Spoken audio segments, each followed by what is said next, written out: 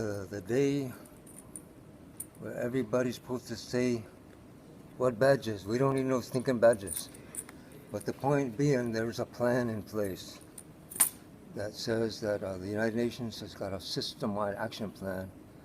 They're unwrapping it today. We're at the United Nations Permanent Forum, Indigenous Issues in New York. I'm sitting here with Manuel from the Indigenous Network of Economies and Trade, and a representative for generations now, his family, of the Indigenous Peoples Movement for Self-Determination. So we're looking at the situation here, Arthur. Right. And in light of the announcement made by the government of Canada, could you unpack that a little bit for what were we witness to the other day when Canada made their announcement about the declaration? What happened there? Well, What's going on? I think Canada is doing a 180 on the opposition to the UN Declaration on the Rights of Indigenous People.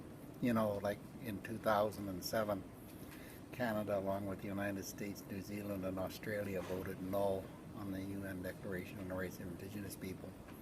And then in 2010, Canada said that they would support the UN Declaration, but simply as an aspirational document.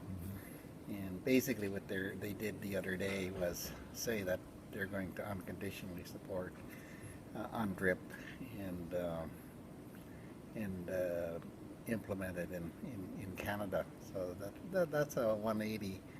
Really, what does that mean on the ground? That's the big question, because it is a declaration. There's different ways of interpreting self-determination, and we need to be cautious in what they unravel as the program that they're going to administer out of that grip. Mm-hmm. Well, that brings to mind the question of exactly. There's two things happening simultaneously. One, we're getting 180s. We're getting states coming up with language statements here at the Permanent Forum, affirming the declaration, but at the same time, simultaneously, in parallel, there's a plan, a system-wide action plan being also implemented right in front of us, right around us, above us and below us, to encapsulate everything we've been doing at the international level to get us out of colonization. So how do those two things fit together if we're moving towards self-determination and through decolonization? How does this fit? Where does it actually going to land? Or the next generation? Well, I think it really depends on us as Indigenous people, like how insightful and how visionary we are in terms of what self-determination means to us. Because obviously, with the acceptance of the UN Declaration on the Rights of Indigenous People, Article 3 there says that all Indigenous people are entitled to self-determination. Now that opens the door to the other human rights treaties, like the International Covenant on Civil and Political Rights, where Article 1 says that all peoples are entitled to self-determination. Now, as soon as you say all peoples, that means that former colonial state entities like Canada, like the United States, really formerly they still are colonial states, but they should not be controlling the dialogue. You know what I mean? Yeah. And this whole system-wide action plan really is a mechanism where the colonial states are actually still in control of what self-determination means, especially in terms of membership. Even like they're trying to define participation. Well, as soon as you say participation, that means they're defining who the Indigenous person is or isn't. You know what I mean? Exactly. And so that's contrary to self-determination, because the people themselves who are entitled to the self-determination define themselves. That's not negotiable. That's not negotiable. That's the basis of self-determination. So that's what I'm saying. How visionary and how strong Indigenous people is how they can see themselves through this maze. So. And listening to the discussion here, it sounds like people are really trying to systematize the whole UN from bureaucratic point of view, and that's a little bit scary. You know, it is. Whether or not they're going to be successful in harnessing us that way, I don't think so. I think we're going to kick back pretty quick. Well, you know what? I was sitting in the hall today when I heard the government of Mexico speaking on behalf of a group of states that includes Canada. Yeah. It calls themselves, I mean, none of us ever call them, they call themselves the Group of Friends of Indigenous Peoples, and they had Mexico as their spokesperson today, completely insulting. The government of Mexico is responsible for disappearances and genocide, and the whole world knows about it. And these statesmen pull this. It's not even a government. It's not a government. It's a narco state in complicity with the utmost degree. And what I'm simply saying is that they make their statement, and after Mexico makes a statement in name of this group of states, which includes Canada, you hear a bunch of applause in the room. It just makes me want to throw up out of anger that we could have a crew here on the floor, supposedly of international diplomats, that are falling right into this trap that is called the System-Wide Action Plan. It's sickening. We need to be cautious of that, because the other day Canada was given a standing ovation, after they made their announcement that they were changing their position on something they should have never been in the first place, which is opposed to the declaration.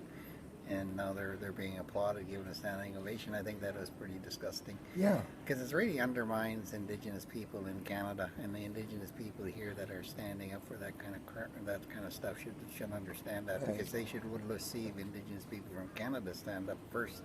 Right. And if they stand up, they stand up. But they shouldn't be jumping up thinking that Canada is hot and it's just going to do some changes. Cause until we get our land and resources back. Yeah. I'm not going to stand up and obey those guys. Exactly, because even Canada, when they made their statement, they said without qualification. Yet they said in accord with the Canadian Constitution. That's a qualifier right there. The biggest. That's a qualifier, right? That's a colonial state telling you we're going to give you something which is really yours anyway, but only within the constraints of this conception that we call this the Constitution of Canada, which is an imperial project. It's imperialism. But it's couched in development phrases of they're not calling it an empire, they're calling it a development plan. And it's going to be system-wide. And the World Bank can get checkoffs. Go get your check. Yeah. Well, that's one of the ways that they're talking about it, I guess, probably watering down self-determination for Indigenous people is to use that process. And that's what we need to be very concerned about. I think one of the focal points that we have to have here is self-determination, as being our primary goal. Unqualified. Unqualified self-determination. In our own terms, not theirs. Yeah. In our own terms. It reminds me of that when Malcolm X, six-inch knife, right? You stick me with a 6-inch knife, you pulled it out 3 inches. That's not progress. That's not progress. Then you start twisting it. Oh man, I don't like that. Yeah, well, that's for sure. No, there has to be a better and more in-depth understanding amongst a lot of our Indigenous leaders about what's really at stake. I think some of them are looking at it a little too superficially at this level. They don't understand the full depth of what self-determination really means. Well, the saying was sent to, I prefer an honest enemy to a false friend. And we have to be cautious, I would say, across the board, because so many times our so-called friends, even on the so-called liberal side, have always betrayed us. And I can't think of an exception. We have not been betrayed. Treachery is something we need to be concerned about at this time. Now is the time for change, though. I guess that's one of the more important things is that Canada has done is they decided they're going to take the high road, this particular government, because I know the conservative government was a total low road, like they didn't even want to talk about human rights. This one wants to talk about it, but let's see how far they're going to actually implement it. That's the big question. Yeah, it's a big question, but that's what we want. We want a big question because eventually the answer to that question is, hey, Mr. Canada, how far are you willing to go to become a human being?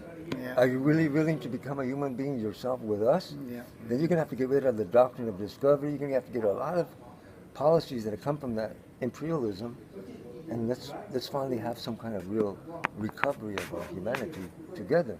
But it's not going to happen under those terms. The states have to under terms of our basic humanity. There has to be some real basic recognition of our right to our land. That really isn't there. Like in Canada, like the Indian reserves are 0.2% the Canada, and that means the Canada and the provinces control 99.8%. So that's until that changes. We're always going to be impoverished. Yeah. We're always going to be marginalized.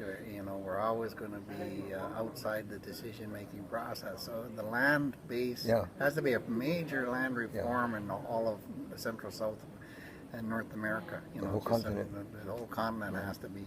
Indigenous people have to be recognized as having underlying proprietary rights to their total territories. They need to be given the areas where we have exclusive use, areas that we can develop our economies, our culture, and our language, all those things. That doesn't exist right now. And those points have to be brought forward into the financial formulas that the corporations are using to drive these policies. Because like we said, all of this is going towards development. Mm-hmm.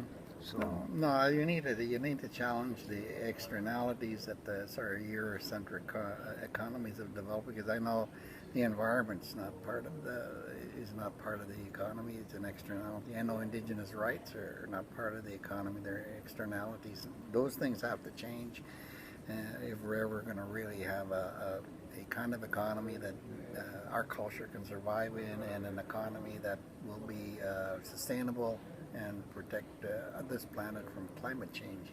Those are fundamental changes that we can't really negotiate away from. Those are things that Indigenous people represent. It comes with our language, comes with our history, comes with our past, and we just need to accent them in modern 21st century terms, pushing them forward. Okay. And now is the time to do it. Okay, Arthur, final words. Word to the future. You've been here for quite some time. Your dad was here even before. Yeah. What's your words of advice to the next generation taking on this fight in the global arena? I think you need to keep it simple. You need to keep it very clear. I think it is got to do with the land. It has to do with self-determination. Don't keep it to those levels. Don't confuse it with all kinds of other stuff. If Indigenous people do get control of their land, then they do have the right to self-determination. Climate change will change. The policies regarding climate change will change because of that difference of authority and power over land and resources.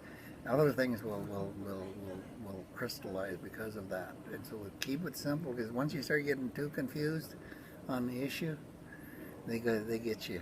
Because and don't listen to any of their definitions. You define the words yourself. You create your own momentum behind them. But I think now is the time for that. Okay, Arthur. Well, thank you so much for this interview here at the United Nations headquarters on the event of the 2016 United Nations Permanent Forum Indigenous Issues, Session 15.